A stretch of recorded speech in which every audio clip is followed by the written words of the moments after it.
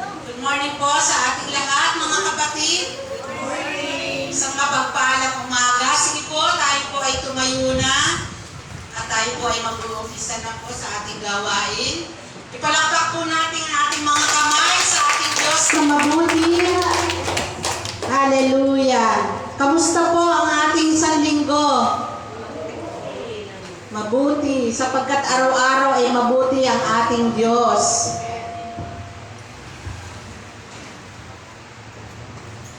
Meron po akong babasahin dito sa Psalms 105 verse 1. Give praise to the Lord, proclaim His name, make known among the nations what He has done. And verse 2, sing to Him, sing praise to Him, tell of all His wonderful acts. Hallelujah. Sige po, tayo po ay manalangin. Purihin ka, aming Diyos na mabuti at dakila. Ama ng aming Panginoong Jesus, sa pangalan mo ng aming Panginoon, ikaw po ay aming pinupuri, sinasamba at dinadakila sa umagang ito, Lord. Tinataas ka namin at pinasasalamatan sa lahat ng ginawa mo sa amin sa buhay, sa isang linggo na aming pinagdaanan. At salamat po na patuloy po kaming nagdiriwang ng iyong kabutihan sa bawat araw na ginagawa mo sa buhay ng bawat isa. Karapat-dapat ka naming awitan, handugan ng papuri at pasasalamat sa umagang ito, Panginoon, sapagkat ito ang nararapat para sa iyo. Ang ikaw ang aming sambahin, purihin at dakilain. Panginoon, salamat sa aming kalagitnaan. Hayaan mo po, Lord, na ikaw po ang manguna sa amin. Anuman laman ang aming puso, Panginoon, anumang kabigatan, palitan mo ito ng kapayapaan at kagalakan, Lord. Hayaan mo na kami ay malayang magpupuri sa iyo, malayang aawit, sasamba, ipapalakpak namin ang aming mga kamay upang ikaw ay papurihan at dakilain. Samahan mo po ang bawat tutugtog, ang bawat aawit, Panginoon. At ang bawat isa na naririto ngayon, Lord, na nagbigay ng panahon at oras para ibalik ang lahat ng papuri at pagsamba sa kabutihang ginawa mo sa buhay namin sa bawat araw.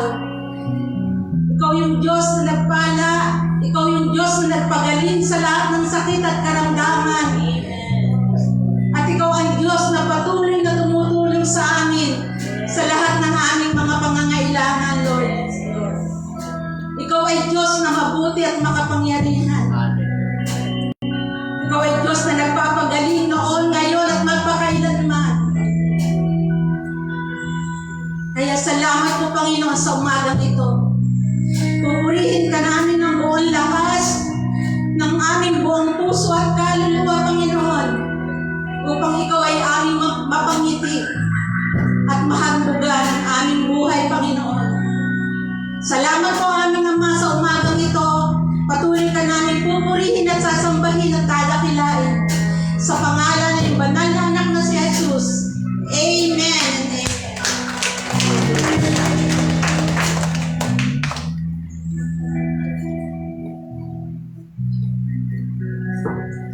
Good morning po sa ating lahat. Good morning.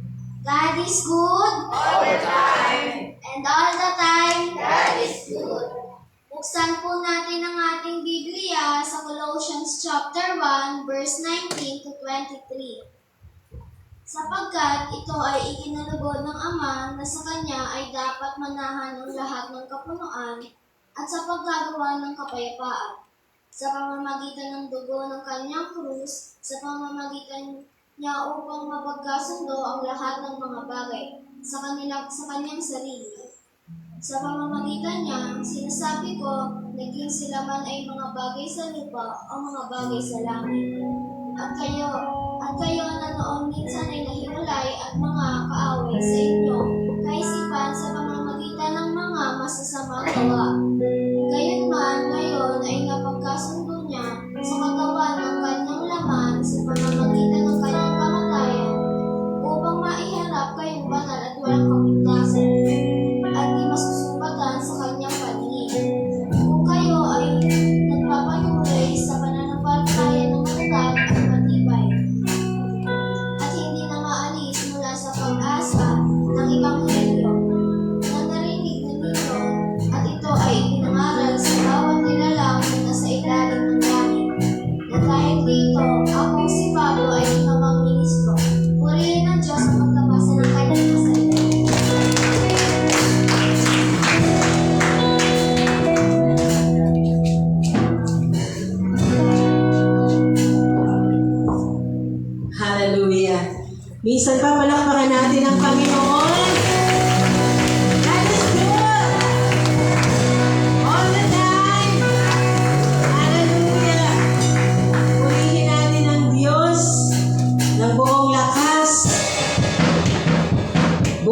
kaisipan, buong kaluluwa, buong puso. Hallelujah.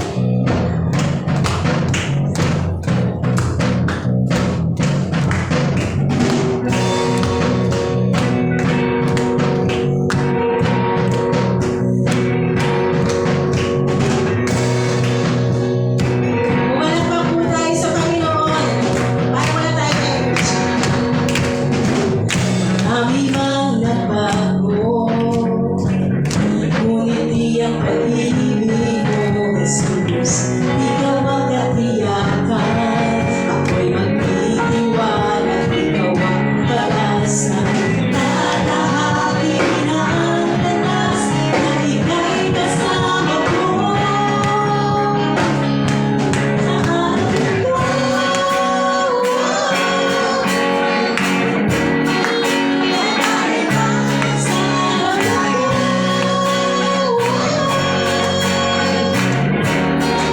may bagong kabanata, may lakas na harapin ang bukas. Kabutihan ko'y nanghahawakan ko, may panibagong simula.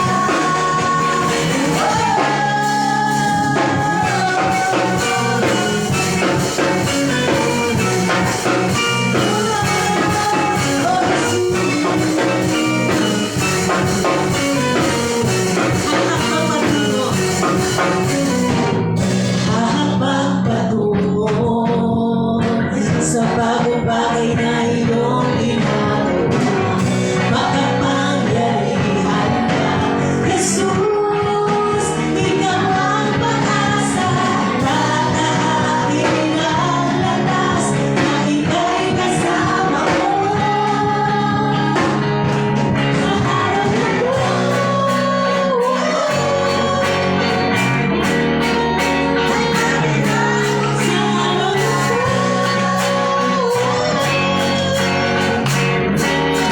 may bagong kabanata, may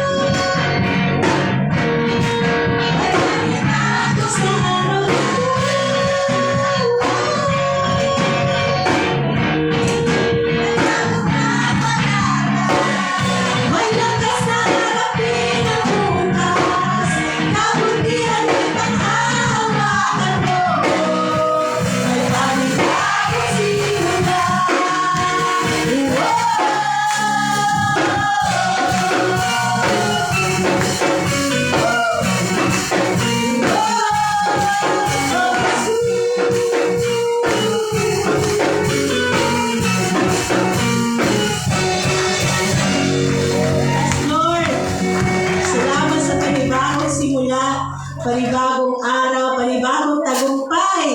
Hallelujah.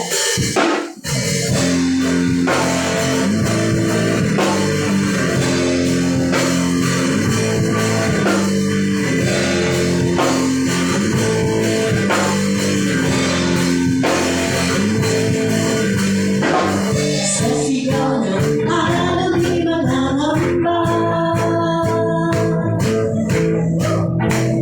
sa gitna ng dilim di ako mag-iisa.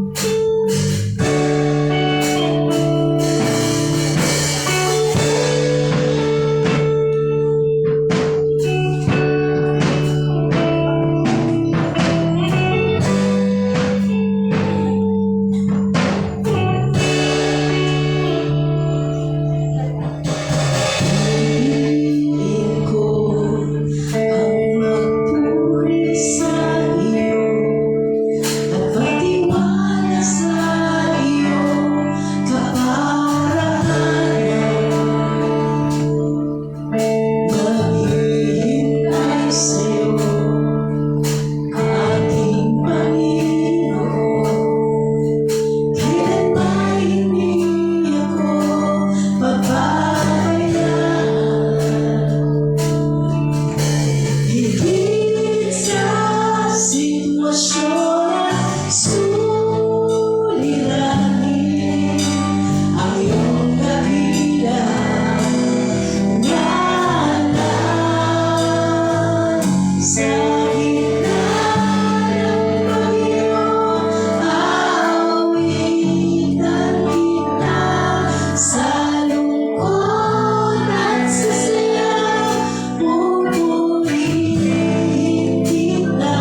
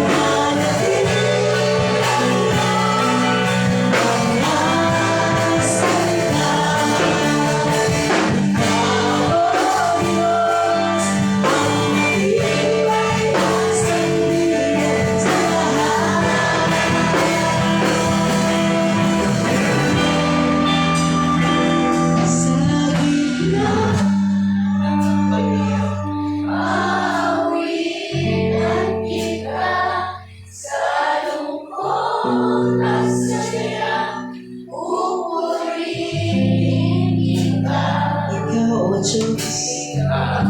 O Diyos,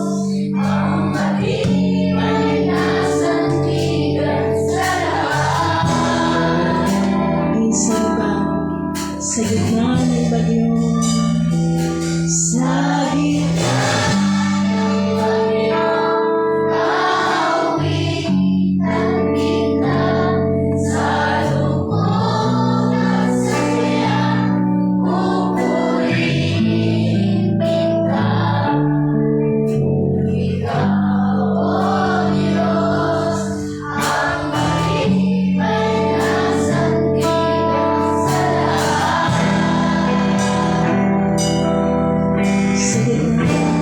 bagyo, sa gitna ng bagyo,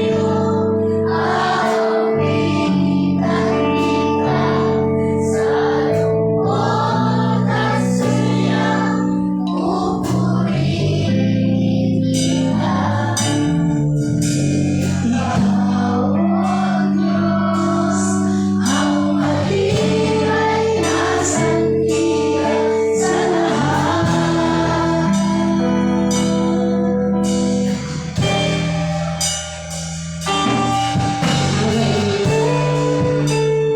Ikaw ang aming sandigan, ang iyong mga salita, ang iyong mga pangako.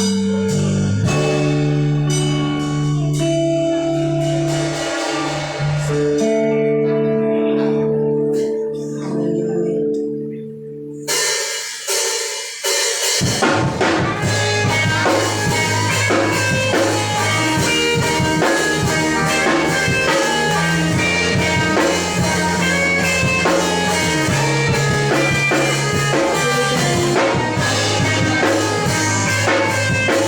Sa'yo kami lumalapit, Panginoon.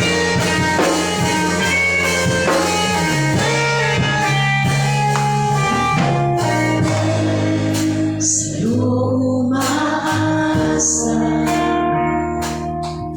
kaibigan tapat at sandigan.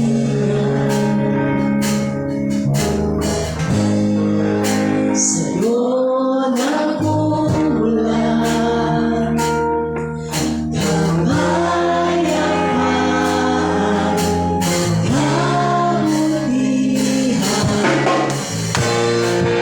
Di kayang sukatin ang pag-ibig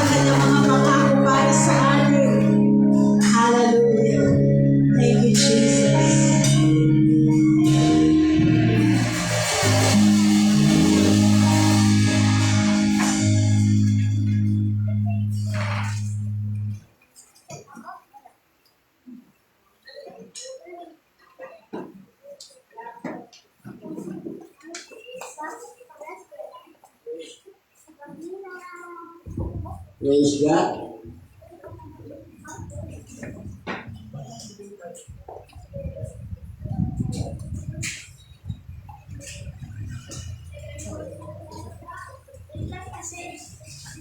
Sige po, tayo po muna ay makakaupo ng sa ating paboritong upuan.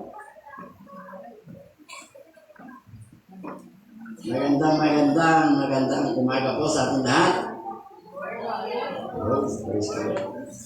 Maganda po kayo sa umaga.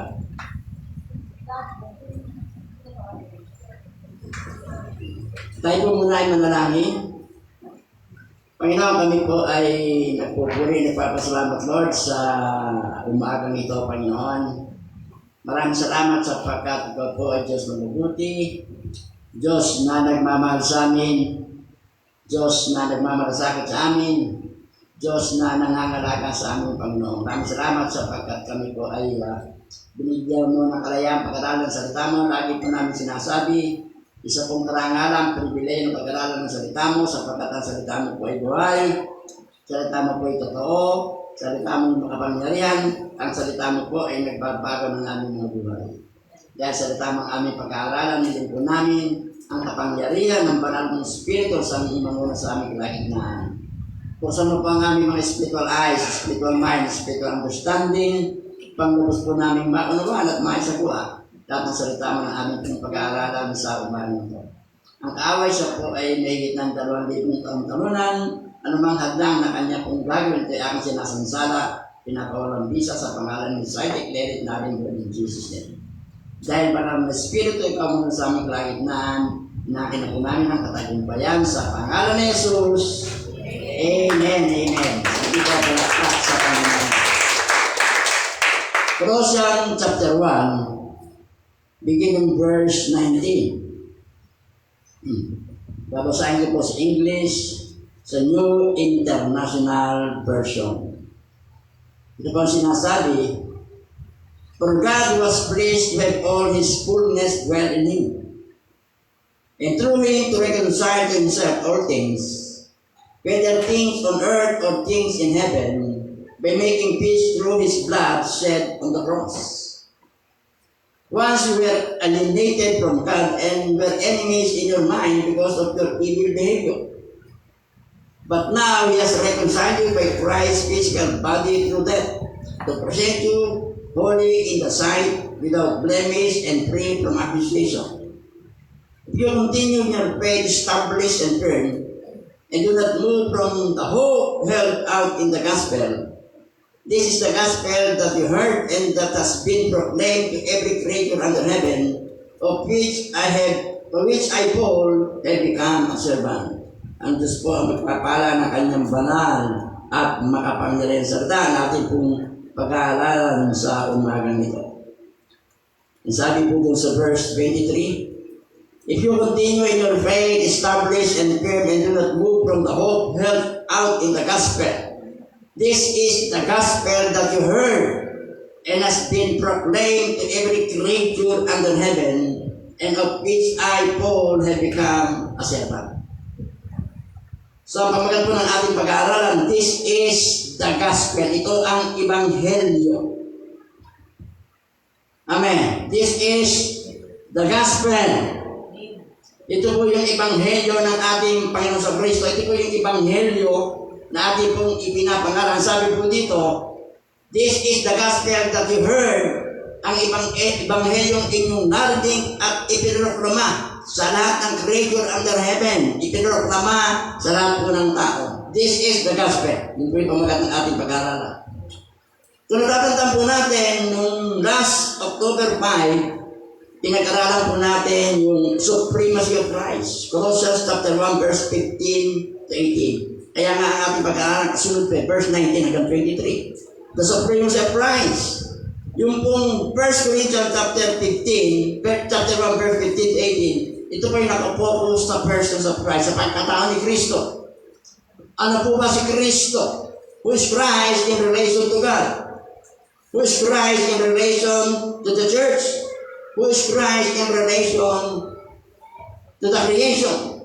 In relation to God, pinag-aralan po natin, Jesus Christ is the image of invisible God. In relation to creation, Jesus Christ is the firstborn over all creation. And in relation to the church, Jesus is the head of the body, the church. So yun po ay nakapokus sa person of Christ, sa pagkatao ni Kristo. Ngayong umagang ito, ang titingnan po natin yung gawa ni Kristo, the work of Christ.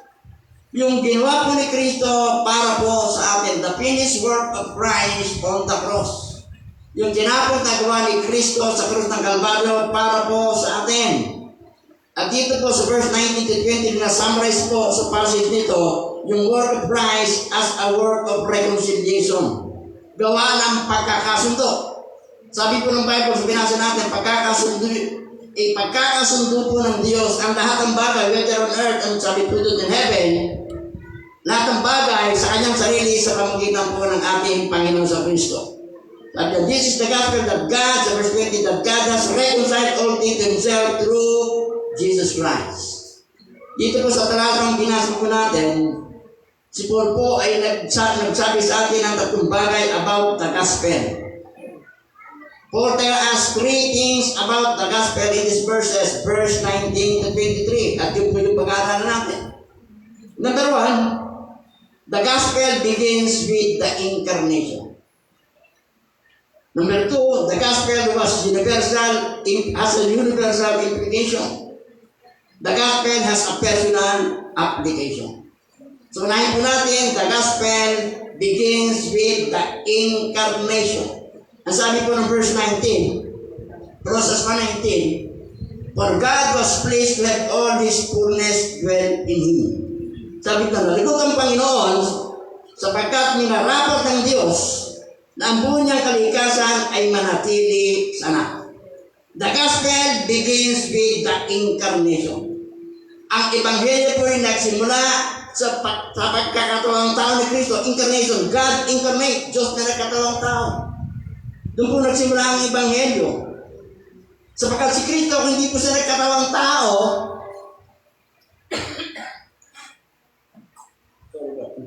kung si Kristo hindi nagkatawang tao, wala pong ebanghelyo. The gospel is the death, the burial, and the resurrection of Christ. Kung hindi siya po nagkatawang tao, walang ebanghelyo, walang mamamatay. Kasi si Kristo ay Diyos, hindi siya, mayroong Diyos na namamatay. Wala po. Kaya nga nagkaroon ng gospel, si Kristo ang Diyos, nagkatawang tao. Dahil yung pong gospel, nagsimula po in the incarnation, nagsimula sa pagkakatawang tao ni Kristo. Kung si Kristo po hindi nagkatawang tao, wala po tayong ebanghelyong ipapangaran.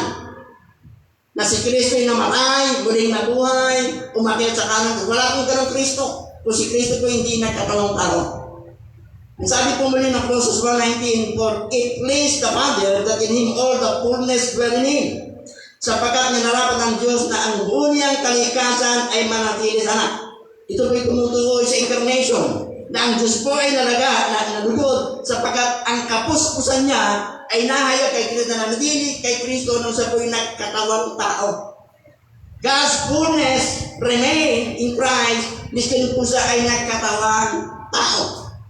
The incarnation bridges both the persons and work of Christ. Yung pong pagkakatawang tao ni Kristo, ito po yung nagtunay sa parehong pagkatao at gawa po ni Kristo. Yung incarnation yung po ay may kinalaman sa pagkatao ni Kristo sapagkat ang incarnation po ay bahagi kung sino si Kristo. So may kinalaman po ang incarnation kay Kristo sapagkat ang incarnation yun po ay bahagi kung sino si Kristo. Ito rin po may kinalaman sa trabaho ni Kristo sapagkat ang muling yung incarnation ito po ay bahagi ng ginawa ni Kristo para sa atin. Naiintindihan po ba natin? Hindi po natin. Ang incarnation po ay may kinalaman sa pagkatao ni Kristo sapagkat ang incarnation ay bahagi kung sino si Kristo. Ang incarnation po ay may kinalaman din sa trabaho ni Kristo sa work of Christ sapagkat ang incarnation ay bahagi ng ginawa ni Kristo para sa atin. Na siya po ay nagpakababa, namatay, nagkatawang tao, naging alipin, namatay sa krus ng Kalbaryo para po dalhin ang bigat ng ating pong mga kasalanan. Amen. Palakpakan po natin ang Panginoon. There are two major parts to the doctrine of incarnation. Meron pong dalawang bahagi, major part in the doctrine of the incarnation. Dalawang major part sa doctrine of incarnation. Number one, Jesus became fully man. Nung si Kristo po yung nagkatawang tao, siya po ay naging 100% tao. Fully man. 100% tao. Kaya pag binasa po natin ng Bible sa Gospel, makikita po natin si Kristo yung nagugutom. Siya yung natutulog. Siya yung nagpapahinga. Siya yung napapagod sapagkat siya ay 100% tao na nagkatawang tao. Kung ano yung nararamdaman natin, nararamdaman niya. Amen. Sapagkat siya po ay 100% na tao. Naging ganap na tao, 100%. John chapter 1, verse 1 and 4. In the beginning was the Word, and the Word was with God, and the Word was God. Sino po yung sinasabing Word? Si Jesus Christ. In the beginning was the Word, and the Word was with God, and the Word was God. Sabi mo sa verse 14. And the Word became flesh. Sino po yung Word? Si Jesus Christ. Ang salita ay nagkatawang tao, and made His dwelling among us. We have seen His glory, the glory of the one and only Son who came from the pool of grace and truth. This is what we celebrate in Christ. Ito sinaselebrate natin pag Christmas. Si Kristo ay nagkatawang tao, ipinanak ng isang birhen. Amen. Jesus, who was fully God, became fully man when He was born into the world. Nung si Kristo po ay Jesus Christ, who was fully God, si Kristo po naghanap ng Diyos ay naging ganap na tao nung siya po'y ibinanak dito sa mundo ng isang birhen ni Mary. Ganap na Diyos nung siya ipinanak, nagkataon tayo siya po'y naging fully isang ganap na tao. Amen. Yun po yung Jesus Christ became fully man.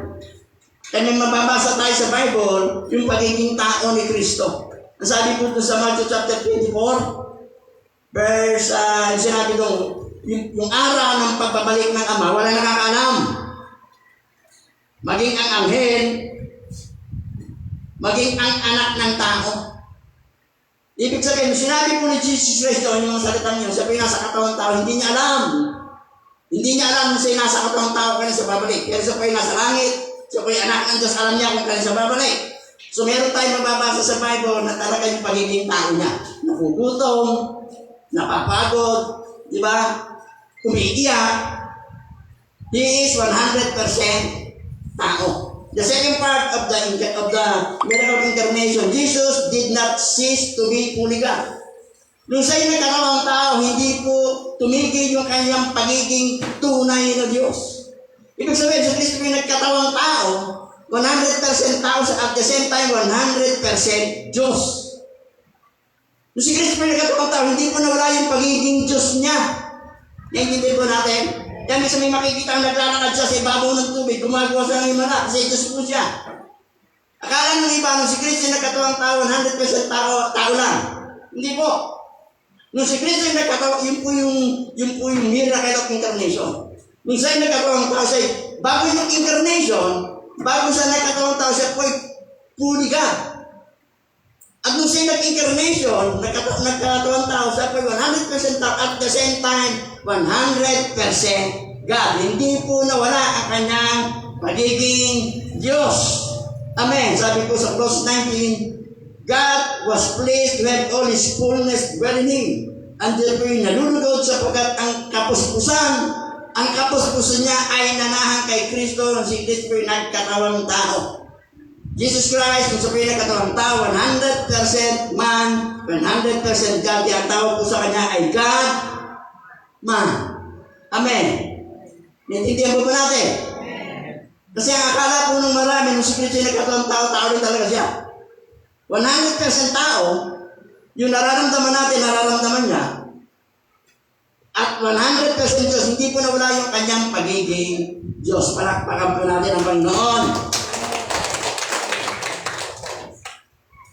Sabi po ng Jeremiah chapter 23 verse 24. Who can hide in sacred places so that I cannot see them? Declares the Lord. Do not I fill heavens and earth, declares the Lord. Walang makapagtatago sa akin. Makikita ko siya kahit saan siya magpunta. Sapat ako'y nasa lahat ng lugar, sa langit at sa lupa. All the fullness of God, God's fullness that fills the whole universe, that fills heaven and earth, all God's fullness dwelt on Jesus Christ. Yung pong kapuspusanan ng Diyos na pumupuspos sa katauhan, that fills heaven and earth, all God's fullness dwelt in Jesus Christ. Amen. Nanatili sa ating pong Panginoong Jesucristo. Jesus was fully God before the incarnation. Bago po siya nagkatawang tao, 100% Diyos po siya. And after the incarnation, He was also 100% God. Ulitin po natin. Nung siya nagkatawang tao, 100% tao siya. At the same time, 100% Diyos. Hindi po nawala yung kanyang pagiging Diyos. Palagpakan natin ang Panginoon. Yan tawag po sa kanya, God-man. Eh, may mababasa ka sa Bible, naglalakad siya sa ibabaw ng tubig, nagpapagaling na may sakit, gumagawa ng himala. Kasi siya po ay Diyos. At the same time, siya po ay tao.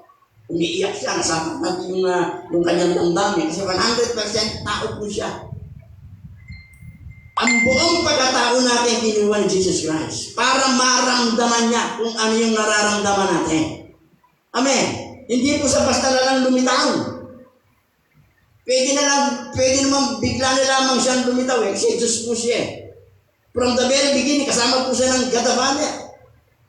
In the beginning, God created heaven and earth. Let us make man unto our image. Let us. Nandun yung presence ng Godhead, God the Father, God the Son, and God the Holy Spirit. Pwede namang bigla na lang siyang lumitaw eh. Pero hindi po. Nagkatawang tao. Ipinanganak ng isang birin sa isang sabsaban, lumabas bilang isang sanggol. Kaya nga sa'yo, 100% para ipadama at maramdaman niya yung nararamdaman natin. Kapag tayo ay nasasaktan, nararamdaman ng Panginoon yan. Kung tayo ay may bigat, nararamdaman ni Lord yan. Kung meron po tayo mga hinanakit, nararamdaman ni Lord yan. At nauunawaan po ng Panginoon yan. Sapagkat si Kristo ay 100% tao. Ano man yung nararamdaman natin, nararamdaman po ng Panginoon. Hindi po ba? Palakpakan natin ng Panginoon. Sabi po ng John 10:30, I and the Father are one.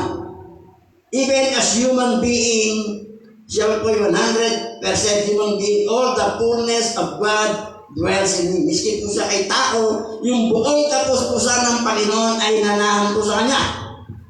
Jesus was fully God and fully man. After the incarnation, He became fully human without ceasing to be fully God. That's our first point this morning. The gospel begins with the incarnation. Ang ebanghelyo po ay nagsimula sa pagkakatawang tao ng ating pong Panginoong Jesucristo. Kung si Kristo po hindi nagkatawang tao, wala po tayong ipapangaran. Amen. Kung si Kristo po hindi nagkatawang tao, walang mamamatay na siyang magdadala ng bigat ng ating pong mga kasalanan. Si Kristo sa kanyang pagiging Diyos, iniligtas tayo. Si Kristo bilang tao, namatay para dalhin yung bigat sa ating kasalanan. Kung sa hindi nagkatawang tao, sino yung magdadala ng bigat ng kasalanan natin? Wala. Si Kristo bilang Diyos, iniligtas tayo. Yun ang magliligtas tayo Diyos. Bilang tao lamang, pwede siyang mamatay sa krus ng Kalbaryo, dalhin yung bigat ng ating kasalanan. Ganun po kahalaga yung incarnation ni Kristo. Kung di sa nagkatawang tao, wala pong magdadala ng kasalanan natin, yung parusa ng kasalanan natin. Ang tanging makapagdadala yung Diyos na nagkatawang tao para dalhin yung bigat ng ating pong mga kasalanan. Palakpakan po natin ang Panginoon. So the gospel begin with the incarnation. Nagsimula sa pagkakatawang tao ni Kristo. Pangalawa, the gospel has universal implication. Ang ebanghelyo ay mayroong pangkalatang, ano ibig sabihin sa Tagalog ng implication? Implikasyon. Mayroong universal implication. Ibig sabihin, apektado yung pangkahalatan. Yung ebanghelyo pangkalatan para sa lahat. Naintindihan mo natin, the gospel has universal implication. Sangkot, damay, dawit ang pangkalatan pagdating po sa ebanghelyo. Just as God created all things through Christ, so God will also reconcile all things through Christ. Kung paano po nilikha ng Diyos ang lahat ng bagay sa pamamagitan ni Kristo, pagkakasundin po ng Diyos ang lahat ng bagay sa kanyang sarili sa pamamagitan po ng ating Panginoong Jesucristo. Colossians 1:20, and through Him to reconcile all things unto Himself, having made peace through the blood of His cross, through Him, whether things upon the earth or things in heaven. God will reconcile all things to Himself through Jesus Christ. Pagkakasundin po ng Diyos ang lahat ng bagay sa kanyang sarili sa pamagitan po ng ating pong Panginoong Kristo. Meron pong dalawang bagay na itinuturo sa atin itong verse 20. Number 1, that God will reconcile all things to Himself through Christ. Na lahat ng bagay ay pagkakasundin ng Diyos sa kanyang sarili sa pamagitan ni Kristo. The word translated reconcile here literally means to reconcile back, to restore something to its original state. Yung po ibig sabihin ng reconcile, ibalik sa dating. To reconcile means to restore something to its original state. Ibalik ang isang bagay sa original nitong estado. Yung po yung ibig sabihin ng reconcile. To restore something to its original state. Ibabalik kung ano po yung itsura niya na dati nung wala pang, hindi pa nagkakasala ang tao. Ito yung itsura ng mundo. Ibabalik ng Panginoon sa dati. Naintindihan po ba natin? Reconcile means to restore something to its original state. Notice that God is the one who reconciled. And just po ang dahilan ng pagkakasundo. The initiative comes from God. We did not reach out to God, but God reached out to us. Ang Diyos po ang humabang, hindi po tayo ang umabot sa Diyos. Ang Diyos po ang umabot sa atin. Kaya wala po tayong pwedeng ipagmalaki sa Diyos. Pwede po natin. Hindi po tayo ang nag-reach out sa Diyos. Ang Diyos ang nag-reach out sa atin. Sabi ng Romans 3:11, walang matid, walang misla, walang humahanap sa Diyos. Ulitin po natin, hindi po tayo nag-reach out, hindi tayo umabot sa Diyos. Ang Diyos ang umabot sa atin. Siya po yung unang humakbang para hanapin tayo. Kasi alam po ng Diyos, hindi natin siya hahanapin. Kaya sabi ng Romans 3, walang matuwid, walang misla, walang humahanap sa Diyos. Dahil hindi hinahanap ng tao ang Diyos ang naghanap sa tao. Salamat at tayo po ay natagpuan ng ating pong Panginoon. Amen. Siya po yung unang humakbang para sa ating kaligtasan. Hindi po tayo. Amen. Kasi kung tayo po yung unang humakbang, baka magmalaki po tayo eh. Hindi eh. Siya po yung umabot sa atin nung tayo po ay nasa umunoy ng kasalanan, nakalugmok sa kasalanan na hindi tayo makaahon. Ang Panginoon po yung umabot sa atin sa pamagitan po ni Kristo. Sa pamagitan ng kamatayan ni Kristo sa krus po ng Kalbaryo. Lahat po tayo, ang ating pong destinasyon ay impyerno. Lahat po tayo. Dahil walang pupunta sa langit at impyerno. Lahat tayo, destinasyon natin impyerno. Ang kabilang kasalanan ng kamatayan. Eternal separation from God. Impyerno tayo lahat. Salamat kay Kristo. Nung tayo yung nabon again, tinanggap natin si Kristo sa Lord ng personal Savior, sabi ng Colossians 1:13, God has rescued us from the kingdom of darkness and translated us into the kingdom of His Son. Nung tayo hindi mananampalataya, tayo po nasa ilalim ng kaharian ng kadiliman sa maniwala at sa hindi. We are under the power of Satan. Pero nabunagin tayo, sabi ng Colossians 1:13, God has rescued us. Iniligtas tayo mula sa kingdom of darkness and translated us into the kingdom of His Son. Mula sa kaharian ng kadiliman, inalis tayo, inilipat sa kaharian ng kanyang pinakamamahal na anak. Kingdom of life. Palagpagan po natin ang Panginoon. Hallelujah. Reconciliation takes place through Jesus Christ, the one who is fully God and fully man. The fact that God will reconcile all things through Christ tells us that Christ's work is broader than just saving men and women. Creation itself will be restored to its original state. Kasi nasira po ang creation because of sin. Pero sabi ng Bible, creation itself will be restored to its original state. At yun po yung mangyayari, kaya sabi doon, i-reconcile ng Diyos ang lahat ng bagay in heaven and on earth sa kanyang sarili sa pamagitan po ng ating pong Panginoong Jesucristo. Hallelujah. Romans chapter 8, verse 20 to 21. For the creation was subjected to frustration, not by its own choice, but by the will of the one who subjected it in hope. That creation itself will be liberated from its bondage to decay and brought into the freedom and glory of the children of God. When God created the world, all things were in perfect harmony with His will. Nung nilagay ng Diyos ang lahat ng bagay, all things were in perfect harmony sa Kanya po ang kalooban. Ngunit dahil sa kasalanan, sin changed all that. But through Jesus Christ, God will change it back. Ulitin po natin. When God created the world, all things were in perfect harmony with His will.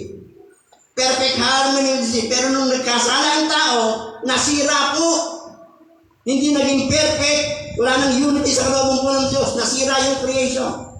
Sabi ng balikin niya yung creation to its original state sa pamagitan po ng ating pong Panginoong Jesucristo pagdating po ng takdang panahon, yung sinira na kasalanan, ibabalik po ng ating Panginoong Diyos sa kanyang original state. Amen. Palakpakan po natin ang Panginoon.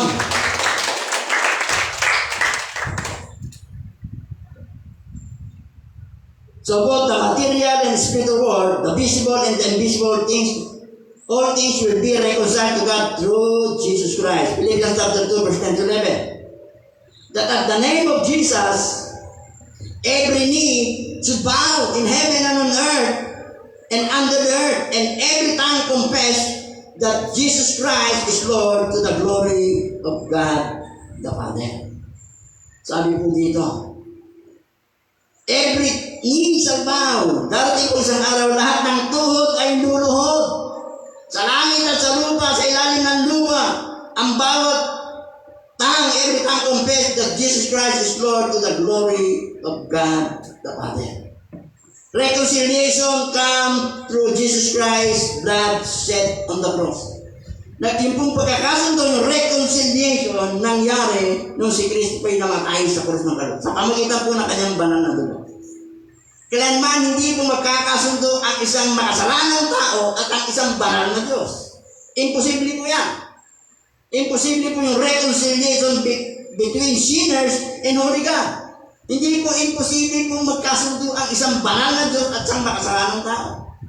So ang ginawa po ng Diyos, isinugo si Kristo na matay sa krus ng Kalbaryo upang magkaroon po ng reconciliation ng isang makasalanang tao sa banal na Diyos. Kaya po tayo na-reconcile sa Diyos dahil po sa kamatayan ni Kristo sa krus ng Kalbaryo. Amen. Palakpakan po natin ang Panginoon.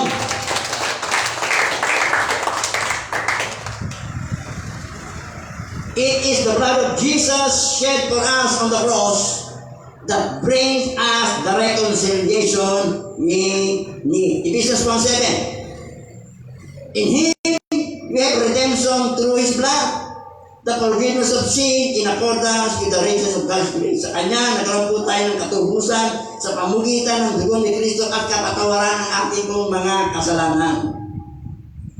Where did the shedding of the blood on our love take place? On the cross. Doon po sa krus ng Kalbaryo, nabubo ang dugo ni Kristo upang ang makasalanang tao at ang banal na Diyos ay magkaroon po ng pagkakasundo. Amen. Hallelujah. Palapakan po natin ulit ang Panginoon. The cross is the central to Paul's teaching. It is the central to the gospel, to salvation, and all of the history. The center of humanity is the cross of Christ. Yun po yung sentro. Center of Christianity is the cross of Christ. Yung tinapos na gawa ni Kristo sa krus ng Kalbaryo. Lahat ng kailangan po ng tao para ang tao po'y magtagumpay sa buhay na andyan na po ang binigay ng Panginoon. Amen.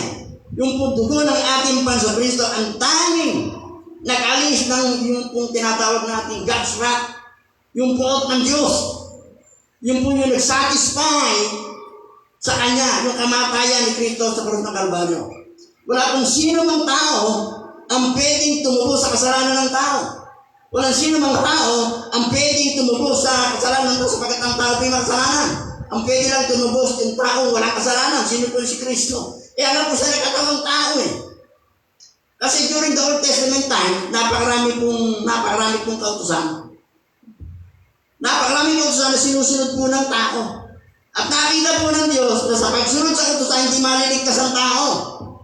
Kasi sa napakarami kautusan, isa lamang ang hindi mo tinupad, wala na. Hindi ko under, Galatians chapter 3, Galatians chapter 3 verse 10, may naalala lang ako. Tama yung aking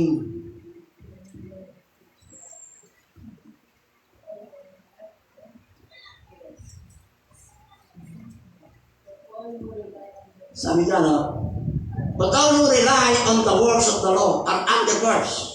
Because it is written, curse is everyone who does not continue doing everything written in the book of law. Nasa ilalim ng sumpa, ang di sumusunod sa utusan. Ang sabi ko dyan, isa lang utusan, ang hindi mo dapat under curse ka na. So nakita po ng Diyos, ang tao hindi maliligtas dahil sa pagsunod sa utusan na karami. So ang ginawa ng Panginoon, isinuko si Kristo. Nagkatawang tao from the very beginning, sacrifice. Saan po ba'y pinangat? Yun yung po pinagtitiwala natin. Saan ba'y pinangat si Kristo? Sa sabsaban. Pwede naman sa 5-star hotel. Pwede naman sa, di ba meron mga panuluyan? Nung panahon na kasi magkakaroon ng census, nag-uwian yung mga tao. Doon nanganak si Maria. Kasi umin sila, kasi magse-census, kailangan sila. Pwede naman ang Panginoon ay nag-reserve ng isang place para doon manganak si Maria. Pero hindi, sa nanganak, sa sabsaban, ano pong sabsaban? Kulungan na ngayon, mabaho. Diyos ng mga Diyos, hari ng mga hari, sabi ng Bible, walang bagay na malilikha kundi sa pamagitan niya. Lahat ang bagay na nilikha sa pamagitan niya at para sa kanya, kung wala siya, walang bagay na malilikha. Ipinanganak sa isang sabsaban. Marumi, mabaho. Bakit? Upang ipakita ng Diyos kung gaano tayo kamahal. Amen. Hindi po doon nagtapos hanggang sa kamatayan sa krus ng Kalbaryo. Yung dugo ni Kristo sa krus ng Kalbaryo, yun po yung naging dahilan ng ating reconciliation. Isang makasalanan tao ay nagkaroon ng reconciliation, pagkakasundo sa isang banal na Diyos. Hallelujah. Palakpakan po natin ang Panginoon. Meron pong dalawang problema sa ating pong relasyon sa Diyos na kinakailangan po nating lutasin. Ulitin po natin. Meron pong dalawang problema sa ating relasyon sa Diyos na dapat po natin isolve. Number one, there was a problem of our sin and there was a problem of God's wrath. Problema sa ating kasalanan at problema sa puot ng Diyos. Yun ang problema natin sa relasyon natin sa Diyos. Yung problema natin kasalanan at yung problema ng puot ng Diyos. Because of our sins, we were separated from God. And because of God's wrath, we are under God's judgment. Dahil po sa kasalanan tayo pinapiwala sa Diyos at dahil po doon sa puot ng Diyos, tayo po nasa ilalim ng paghatol. Sa kasalanan po natin, hahatulan tayo ng Diyos. Yung puot ng Diyos ang mararanasan ng tao. The cross took care of both of this problem. Yung krus ng Kalbaryo, yung kamatayan ni Kristo sa krus ng Kalbaryo, yung po yung nag-solve sa ating kasalanan, nag-solve doon sa puot ng Diyos sa kasalanan. Amen. The cross took care of both the problem. At the cross, Christ took away our sin. And at the cross, He took away God's wrath, making reconciliation possible. Praise the Lord. Yung problema ng ating kasalanan at problema ng puot, nalutas kung pareho sa krus ng Kalbaryo. Nung si Kristo ay namatay sa krus ng Kalbaryo, inalis daw yung ating mga kasalanan at tungkol sa krus ng Kalbaryo, inalis din po niya yung puot ng Diyos at ginawa pong reconciliation possible sa makasalanan tao at ang banal na Diyos. Hallelujah. And He could only do this because of the incarnation. Nagawa niya ito dahil po sa incarnation kasi kung di siya nagkatawang tao, walang mamamatay. Para masabi yung ating pong problema. Ganun po, hindi akala natin ganun. Amen. From the very beginning, sacrifice hanggang sa krus ng Kalbaryo. Ganito po kasi ang isang katotohanan. Si Kristo po ay nagkatawang tao para sa atin. Para sa iyo, sa akin, sa akin lang. Siya ay nagkatawang tao. Siya po ay nagdusa, namatay sa krus ng Kalbaryo para sa atin. Puro sa atin nga eh. Siya po ay nagkatawang tao para sa atin. Siya po ay nagdusa, namatay sa krus ng Kalbaryo para sa atin. Siya po ay inilibing para sa atin. Sa bagong araw, siya po ay muling binuhay para sa atin. Siya kaya po ay umakyat sa kanan na trono para sa atin. At muling babalik. Para kanino? Para sa atin pa rin. Lahat ng ginawa ng Diyos sa pamagitan ni Kristo, ginawa niya para sa atin. Tanong, sino ba tayo? Hindi ba? Yung isipin mo, sino ba ako? Sino ba ako, Panginoon, at bibigyan mo ng pansin? Sino ba ako para isugo mo yung kaisa sa anak mo mamatay sa krus ng Kalbaryo para sino ba ako? Ganun po tayo kamahal ng ating pong Panginoong Diyos. Kaya sabi ng John 3:16, For God so loved the world that He gave His only begotten Son, for whosoever shall believe in His Son not perish, but have everlasting life. Buhay na walang hanggan. And katulad sinabi natin, He can only do it because of the incarnation. 1 Timothy chapter 2 verse 5 and 6. For there is one God and one mediator between God and man, the man Christ Jesus, who gave Himself as a ransom for all men. Hallelujah. Ulitin po natin. For there is one God and one mediator between God and man, the man Christ Jesus, who gave Himself as a ransom for all men. Only as God could Jesus save us. And only as man could Jesus die for us. Sinabi po natin kanina. Sa kanyang pagiging Diyos lamang, kaya tayong iligtas ni Jesus. At sa magiging tao lamang niya, para siya ay pamatay sa krus ng Kalbaryo para dalhin yung bigat ng ating kasalanan. Amen. Only Jesus is fully God and fully man. Therefore, only Jesus can be the mediator between God and man. Si Kristo po 100% tao, 100% man. So siya yung karapat-dapat na maging mediator between God and man. Palakpakan po natin ang Panginoon. The gospel has a universal implication. All creation is stained by sin, and therefore all creation needs to be reconciled. Jesus shed His blood on the cross, fulfilling His role as a mediator, reconciling man to God and restoring all creation. Pagdating po ng takdang panahon, yung creation na sinira po ng kasalanan, panunumbalikin po ng sa dustin niyang estado. Ito sa kanyang original state.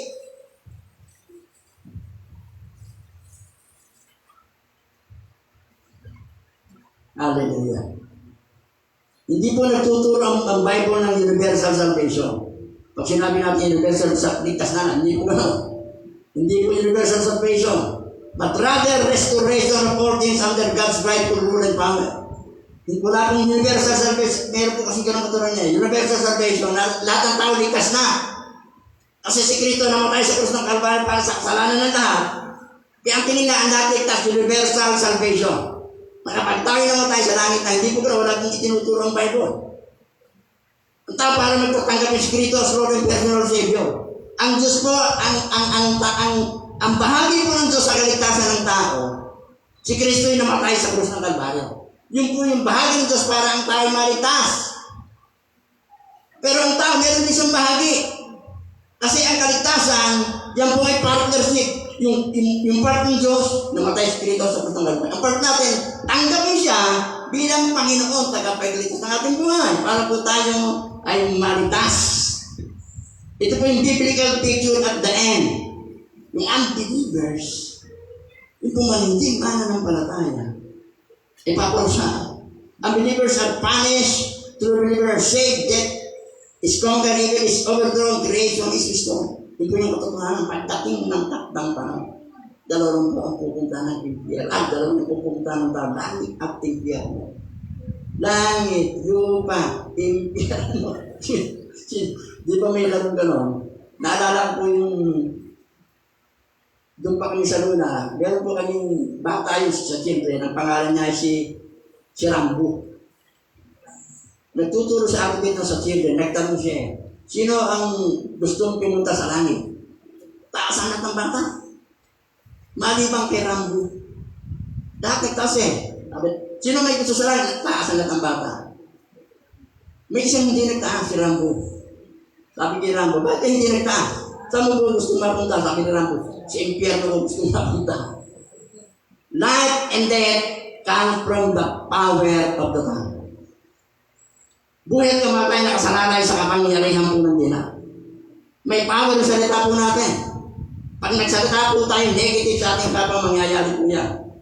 Life and death come from the power of the tongue. Makapangyarihan po ang ating dila. At ngayon, ang alam ko ay si Ram po ay may pamilya ang daming chika-chicks. The gospel begins with the incarnation. Number 2, the gospel has universal implication. Number 3 po, panghuli. The gospel has personal application. May personal application po ang gospel. Colossians 1:21 to 22.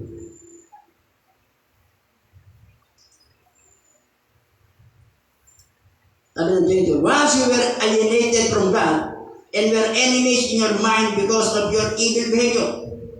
But now He has reconciled you by Christ's physical body through death to present you holy in the sight without blemish and free from accusation. The gospel has personal application.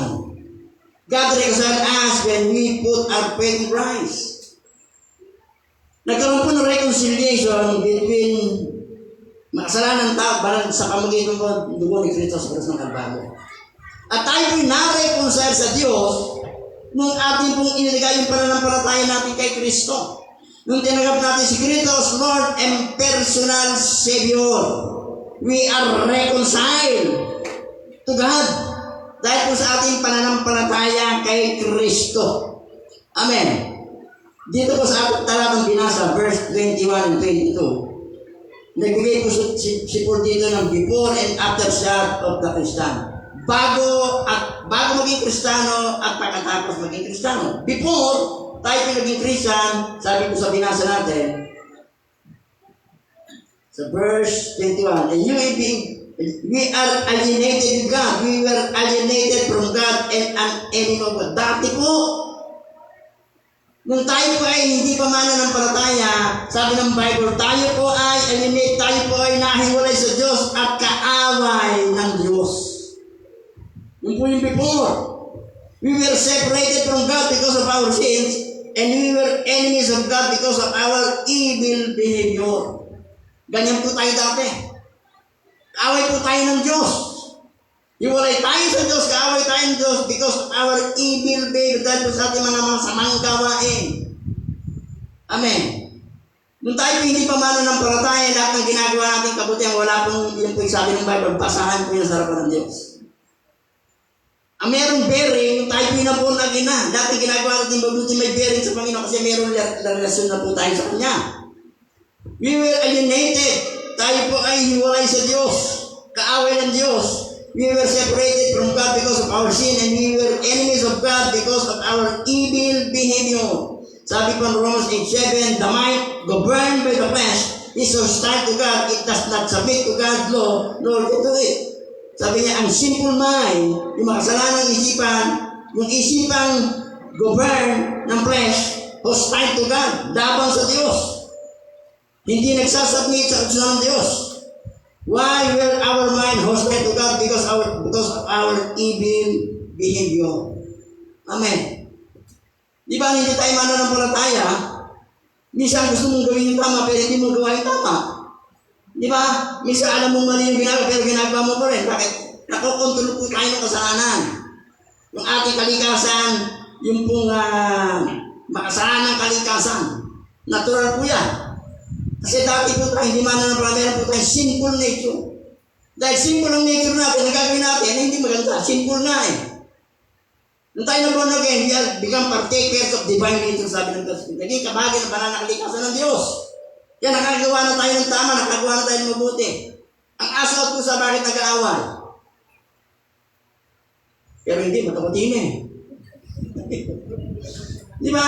Dati ang pusa, aso at pusa, sabi yung aso, may aso kami na pusa. Nagkakaling matulog eh.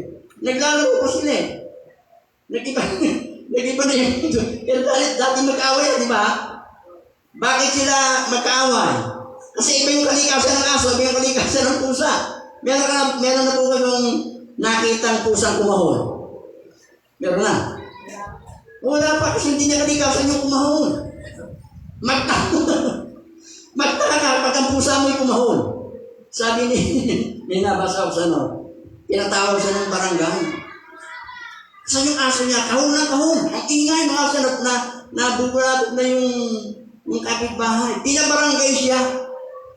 Pagdating sa mga, bakit po kapitan niya pinatawag? Yung aso mo raw kahon na kahon. Nakaka-abala na. Sabi ng tao, ano po na pagtataka doon? Eh magalit kayo, ipabarangay niyo. Huwag kapag yung aso namin ay nagniyaw. Aso niya kaya kumakawag po yan. Di ba? Ipabarangay niyo yung kapitbahay mo kapag yung aso ay nagniyaw. Kasi nasabihan niya. Amen. Praise God. The mind governed by the flesh is hostile to God and it does not submit to God. Hindi tayo po ay yung ating pong isipan ay hostile dapat sa kapitbahay dahil po sa ating evil, dahil po sa ating masamang gawa. Sabi po ng verse 19, this is the verdict. Light has come into the world, but people love darkness instead of light, because their deeds were evil. Everyone who does evil hates the light, and will not come into the light for fear that their deeds will be exposed. Ito po yung katotohanan eh. Sabi po, ito po yung hatol. Light has come into the world, but people love darkness instead of light because their deeds were evil. Di ba yung masasamang gawain sa ginagawa? Sa dilim. Kaya masama, ibig ka lagi madilim eh. Yung ginagawa, yung kasamaan. Nasabi dito sa verse 20, everyone who, ito po sa John chapter 3, verse 19, this is the verdict. Light has come into the world, but people love darkness instead of light because their deeds were evil. Ayun na sa liwanag kasi ginagawa nila yung masama. Sabi ng verse 20, everyone who does evil hates the light. Lahat ng gumagawa ng masama, kinamumihan ng liwanag. And will not come into the light for fear that their deeds will be exposed. Because our deeds are evil, we hated the light. We were enemies of God in our mind and in our action. Yan po ay dati, before na tayo po ay naging born again. Amen.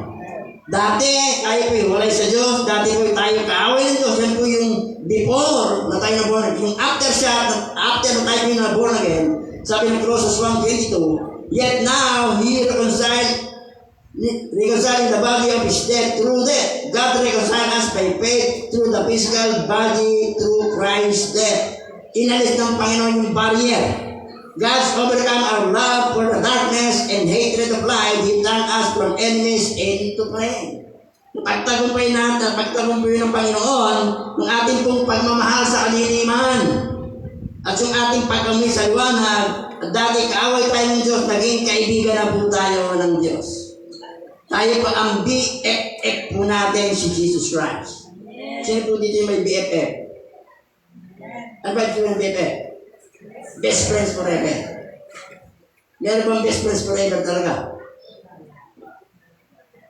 Parang forever eh. Si Kristo forever. Meron kang kaibigan, akala mo best friend ko talaga eh. Kasi nangyari sa best friend ko, para kami, sabi nga nung, hindi pa, para kami sampandik eh. Pero nung kailangan mo yung tulong, inuwanan ka sa ere. Samantalang ang tingin mo sa akin dati, BFF. Pero si Kristo, BFF natin. Walang iwanan, hindi mo tayo iwanan. Amen. Na-overcome ng Diyos yung ating pagmamahal sa kaliliman, yung ating pagkamuhi. Sa liwanag kasi masalanan tayo eh. At mula sa pagiging kaaway, ginawa po tayong kaibigan ng Panginoon. Amen. Panapakan po natin si Lord.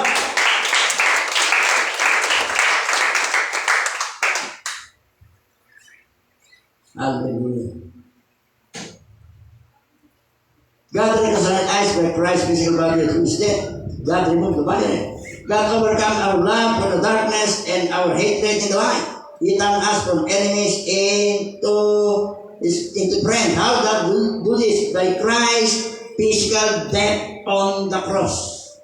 Amen. Dahil sa kamatayan ni Kristo sa krus ng Kalbaryo, Christ was not an angel or spirit being pretending to be human. He was fully God and fully man. He was born into our world so that he could die for our sin.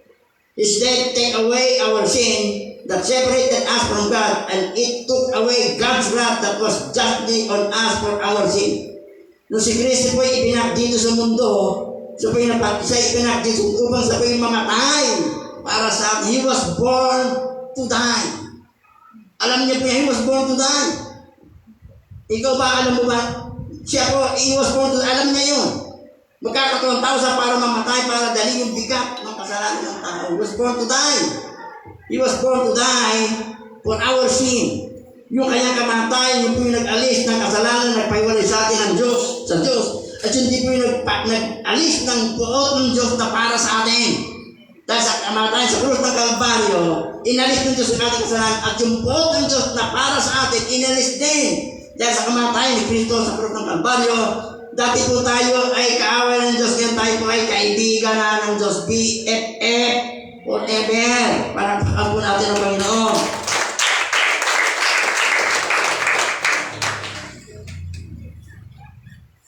Romans 5:10, and if we were God's enemies, we were reconciled to Him through the death of His Son. How did God reconcile us? God reconciled us by Christ's physical body through death. Yun po yung dati, kaaway tayo ng Diyos. Tayo po ay kalaban ng Diyos. Yung wrath ng Diyos nasa atin, pero tayo po ay born again. Nakikasal tayo sa Diyos, yung pong kasalanan natin, inalis ng Panginoon, at yung pong puot ng Diyos na para sa atin, inalis ng dati tayong away, naging kaibigan po tayo. God will present us holy and free from accusation. Sabi po ng Bible. Sabi po dito, but now, sa verse 22, but now He reconciled you by Christ's physical body through death to present you holy in His sight without blemish and free from accusation. God will present us holy and free from accusation. We will not only reconcile to God in the present, we will be presented perfect to God in the future. Iharap tayo sa Diyos ng perfect, without accusation, without blemish. Amen. Naniniwala po ba kayo? Pagdating ng takdang panahon, iharap tayo sa Diyos ng walang kapintasan. Without blemish, we will not only be reconciled to God in the present, we will be presented perfect to God in the future. The reason God reconciled us to Himself through Christ's death on the cross, so that we may present us holy and blameless in His sight on the last day. Yung po yung reason kung bakit tayo na-reconcile ng Diyos kay Kristo. Ano man ang kalagayan mo ngayon, ang tingin sa atin is righteous. We are righteous in the sight of God. Sapagkat na nakikita ni Kristo, nakikita po ng Diyos yung dugo ni Kristo ibinubuo sa krus ng Kalbaryo. Sa maniwala ka at sa hindi, you are righteous in the sight of God. Sa maniwala ka at hindi, tayo matuwid sa harapan po ng Diyos. Bakit? Sapagkat ang nakikita po ng Diyos sa bawat sa atin, yung dugo ni Kristo nabubuo sa krus ng Kalbaryo. Naglinis lahat po ng ating mga kasalanan. Amen. We are righteous in the sight of God. Kung di man righteous ang tingin ng tao sa atin, kasi minsan ang pinong-problema natin, yung sasabihin kasi baka may masabi yung kapitbahay namin kasi. Yun ang ating bibigyan ng pansin, pero ang pinakamalaga, kung ano ang sasabihin ng Diyos sa atin. Ang malaga kung di ano yung tingin ng tao sa atin. Ang malaga kung ano ang tingin ng Diyos sa atin. Huwag natin bigyan ng pasya kung di maganda ang tingin sa atin. Ang malaga, maganda ang tingin sa atin. Diba? We are righteous in the sight of God. Dahil sa dugo ni Kristo nabubo sa krus ng Kalbaryo. Malakpakan po natin ang Panginoon. On the last days days when we appear before God for judgment, God will present us holy and free from accusation. No charges will be brought against us. Tayo iharap ng Diyos na malinis.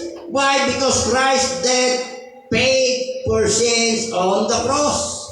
Ephesians 5:25-27. Husband, love your wife just as Christ loved the church and gave himself as for her, to make her holy, cleansing her by the washing with water through the word, and to present her to himself as a radiant church, without stain or wrinkle or any other blemish, but holy and blameless. Yung tinutukoy tayo. Pagdating ng takdang, ipe-present po tayo sa Diyos. Ulitin po natin. Husband, Ephesians 5:25-27. Husband, love your wife, just as Christ loved the church and gave himself for us. Sino yung church? Tayo po yung church. As an individual believer, tayo po ang church. As a congregation, we are also church. So, ulitin natin. Husband, love your wife, just as Christ loved the church and gave himself for us here, to make her holy, cleansing her by the washing with the water through the word, and to present her to himself as a radiant church, without stain or wrinkle or any other blemish, but holy and blameless to God. Tayo po yan pagdating ng takdang panahon na iharap tayo sa Diyos. Amen. Palakpakan po natin ang Panginoon. We will be presented perfect in God's sight. Ephesians 1:6. Philippians 1:6. Being confident of this, that he who began the good work in you will carry it on to the completion until the day of Jesus Christ. 1 Corinthians 1:89. He will also keep you firm to the end, so that you will be blameless on the day of our Lord Jesus Christ. God is faithful, who has called you into the fellowship with His Son, Jesus Christ, our Lord. God reconciled us when we put our faith in Christ. We were separated from God in the past. We will be reconciled in the present, and we will be presented before Him imperfect in the future. Dito po natin. We were separated from God in the past. We have been reconciled in the present, and we will be presented before Him perfect in the future. Palakpakan po natin ang Panginoon. Ano pong oras na?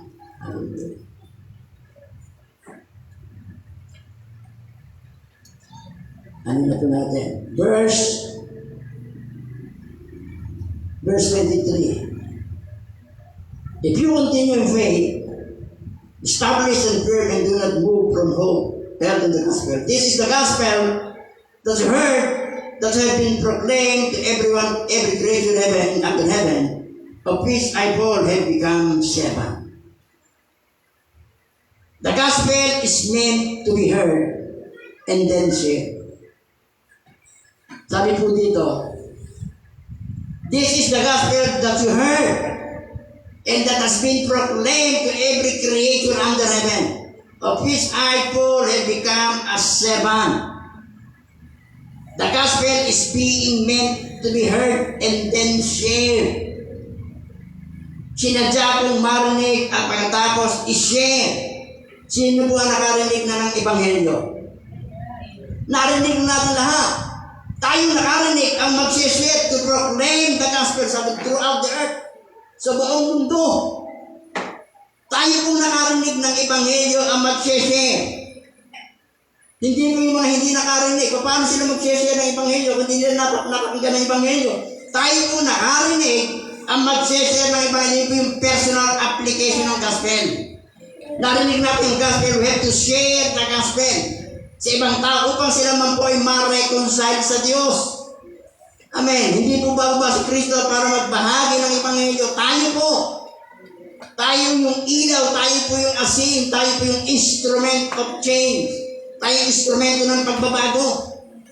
Hindi magbabago ang tao, hindi marireconcile sa Diyos kung wala akong Ebanghelyo ipapangaral sa kanila. At ang mangangaral sa kanila, yung nakarinig ng Ebanghelyo. Sino po yung nakarinig? Tayo yung nakarinig. Dahil tayo po yung nakarinig, tayo po yung magbabahagi sa kanila ng Ebanghelyo upang sila po yung marireconcile sa Diyos. Upang pagdating ng araw, sila po yung makasama natin doon sa piling ng Panginoon sa kalangitan. Amen. The gospel goes out to the whole world. Sabi ng verse 23. The gospel which you have heard was preached in all creation under heaven. Mark 16:15. Go into the whole world and preach the good news to all creation. Remember, the gospel has personal application but universal in application. Amen. Tayo po na nakarinig ng ebanghelyo ang magbabahagi ng ebanghelyo po sa iba. Sa Matthew chapter 28 verse 19 to 20, sabi po ng Panginoon, go therefore and make disciples of all nations, baptizing them in the name of the Father, the Son, and the Holy Spirit, teaching them to obey everything I have commanded you. Ito may tinatawag na Great Commission. Ang Great Commission, ito po yung mandato. Mandate ng Panginoon sa mga mananampalataya, hindi lang po sa pastor. Mandate, pag sinabing mandate, ang mandate hindi po request. It is a command. Ang utos ng Diyos, go therefore and make disciples of all nations, baptizing them in the name of the Father, the Son, and the Holy Spirit, teaching them to obey everything I have commanded you. Ito po yung huling salita ni Kristo bago siya umakyat sa langit. Ang bawat huling salita, mahalaga po yan. Bago umakyat si Kristo sa langit, ito yung inabili niya. Go therefore and make disciples of all nations. Ang ebanghelyo ay nagsimula sa incarnation of Jesus Christ. Ang ebanghelyo po ay mayroong universal implication. Ang ebanghelyo mayroong personal application. Tayo na nakarinig ng ebanghelyo ang magbabahagi ng ebanghelyo doon sa mga taong hindi pa po nakakilala sa Panginoon kung siya po maray kung sa Diyos. Bakit po tayo nakabunagin? Meron pong nag-share ng ebanghelyo sa atin. Parang domino effect na yan. Nabunagin ka, nasirang ka, ang ating responsa is share sa kaibigan, sa kamag-anak, sa kapitbahay, sa kaklase, yung ebanghelyo. Upang pagdating ng taktang panahon, sila man ay maray kung sa Diyos. Sabi ko na Matthew chapter 24, Matthew 24 verse 13.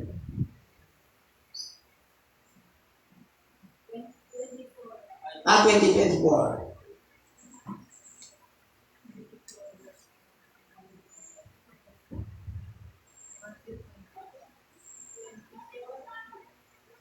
Okay. Matthew 24:14. Sorry, bana ano na, sinusisi na. And the gospel of the kingdom will preach unto the whole world. This good news of the kingdom will be proclaimed in the whole world as a testimony to all the nation, and then the end will come. Bakit hindi pa po nabalik si Jesus Christ? Yung ebanghelyo ay hindi pa napapangaral. Para kung dumating man si Kristo, walang pwedeng idahilan ang tao. Lord, hindi ko narinig ang salita mo eh.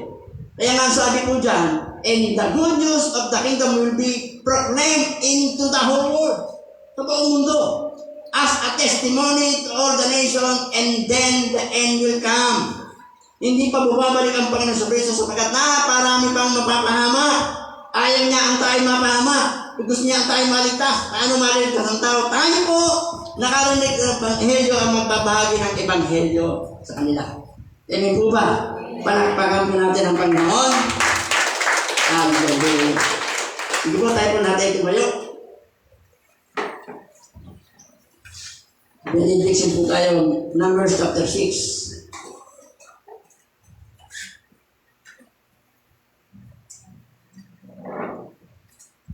Numbers chapter 6, verse 22. Tanggapin po natin blessing the Lord.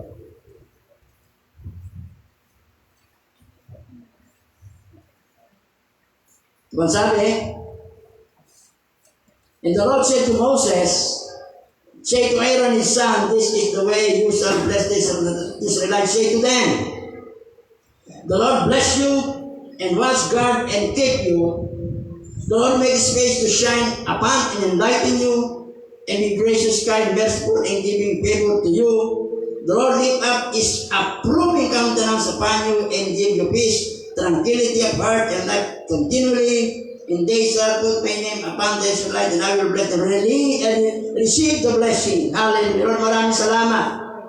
Maraming salamat sa pagpapala mo, Panginoon. Maraming salamat, dakilang Diyos, sa mga salita mo namin. Maraming salamat sa ebanghelyo mo, Panginoon. Amen. Ang ebanghelyo pa ng the gospel ay nagsimula nung ikaw ay nagkatawang tao. Ang gospel po ay meron pong universal implication. Ang gospel may personal application. Kami po, Panginoon, nakarinig ng ebanghelyo mo. Ang meron pong responsibilidad na i-share yung ebanghelyo mo sa iba, Panginoon, pag sila'y ma-reconcile sa iyo. Kami po yung instrumentong gagamitin mo, dakilang Diyos.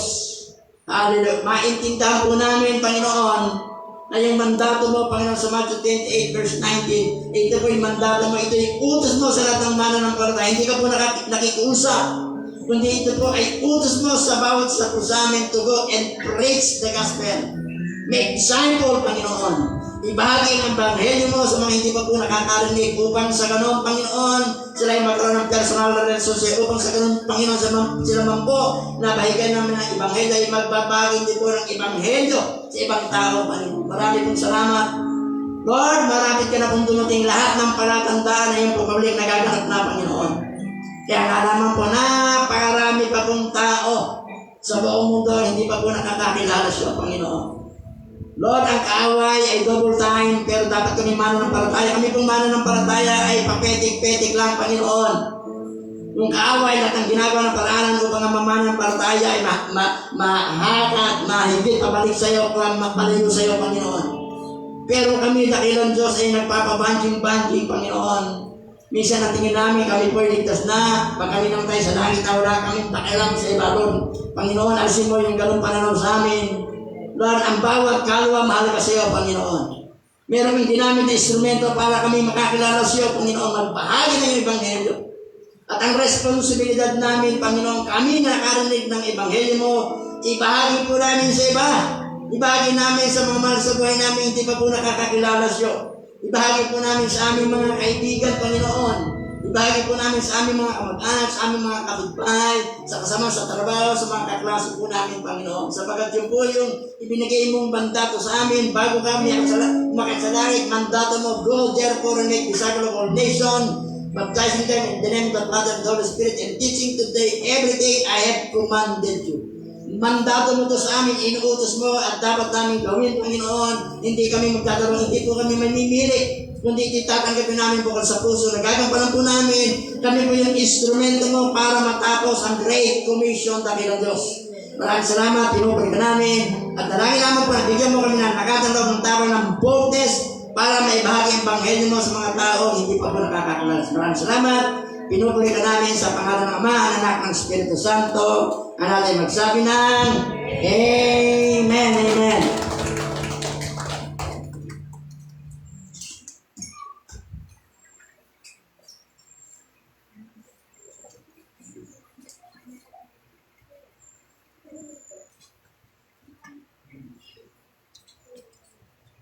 Ay, nag-finish na pala.